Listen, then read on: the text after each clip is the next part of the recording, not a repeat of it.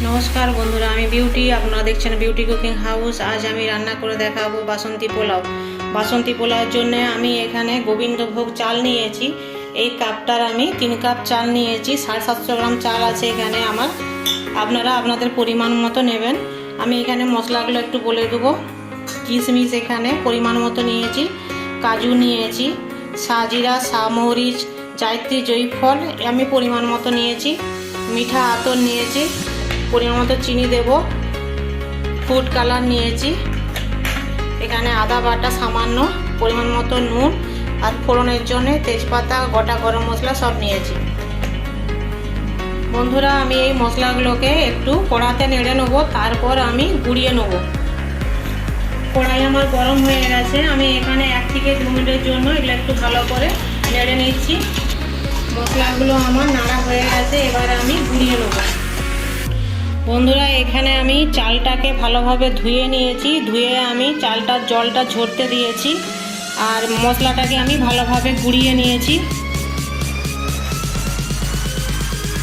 ঘি এখানে আমি 1 চামচ দিয়েছি, আদা বাটা 1/2 চামচ দিয়ে দেবো,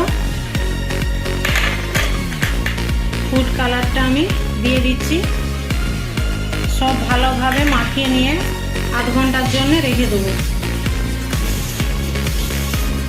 চালটা আমি ভালোভাবে সব মেখে নিয়েছি, এবার আধ ঘন্টার জন্য রেখে দেবো। কড়া আমি গ্যাসেতে বসিয়ে রেখেছিলাম, কড়াটা আমার গরম হয়ে গেছে, ঘিটা দিয়ে নিচ্ছি। এটা ভালোভাবে গরম হয়ে গেলে আমি এগুলো ভেজে নেব। ঘি আমার গরম হয়ে গেছে, কাজু কিশমিশ আমি হালকা করে নেড়ে নেব।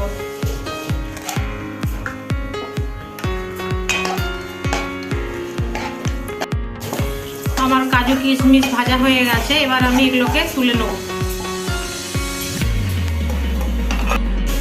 ওই কড়াইতেই আমার ঘিটা রয়েছে, ওই কড়াইয়ের মধ্যেই আমি ফোড়নগুলো সব দিয়ে দেবো। ফোড়নগুলোকে সব আমি 1 মিনিটের মতো ভালোভাবে ভেজে নেব। আমি এবার এর মধ্যে ঘি দিয়ে চালগুলো যে মাখিয়ে রেখেছিলাম সেই চালগুলো সব দিয়ে দিচ্ছি। চালটাকে ভালোভাবে 10 থেকে 15 মিনিটের মতো ভেজে নিতে হবে।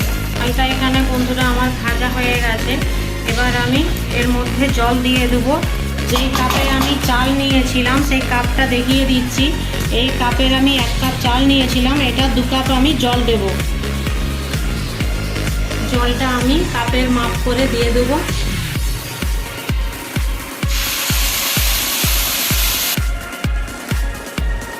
এখানে বন্ধুরা আমি চালের পরিমাপ করে আমি জল নিয়ে নিয়েছি, আপনারা চাল দেখে জল দেবেন। 5 মিনিট আমি চালটাকে হতে দেবো, ঢাকাও দিয়ে দেবো। আমি এখন ঢাকাটা খুলে দেবো। দেখুন চালটা আমার খুব ভালোভাবে ফুটে গেছে। এবার আমি এর মধ্যে পরিমাণ মতো নুন, পরিমাণ মতো মিষ্টি দেবো। আপনারা মিষ্টিটা দেখে দেবেন।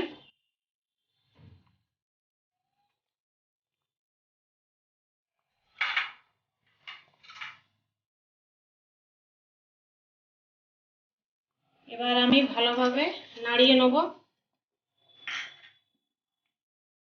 ভালোভাবে আমি নেড়ে নিয়েছি।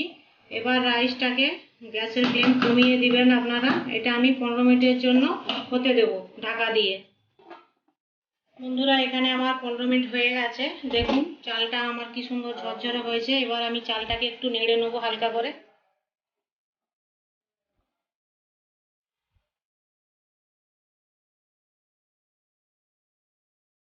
এবার আমি এর মধ্যে গুঁড়িয়ে রাখা মশলাটা 1 চা চামচ দিয়ে দেব।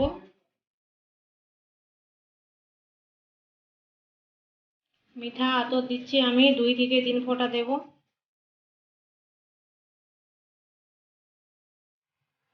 ভেজে রাখা কাজু কিশমিশগুলো দিয়ে দেবো।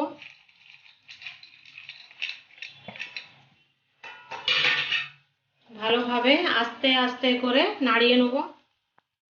বন্ধুরা এখানে আমার বাসন্তী পোলাও রেডি, খুব সুন্দর গন্ধ বেরোচ্ছে। বাসন্তী পোলাওটা আপনাদের যদি রেসিপিটা ভালো লাগে লাইক করবেন, কমেন্ট করে আমাকে জানাবেন কেমন হয়েছে রেসিপিটা। ভিডিওটা ভালো লাগলে সবাইকে শেয়ার করবেন বেশি বেশি। আমার চ্যানেলের নতুন নতুন ভিডিওর আপডেট পেতে আমার চ্যানেলটিকে সাবস্ক্রাইব করবেন। পরের নতুন ভিডিওতে আবার দেখা হবে বন্ধুরা।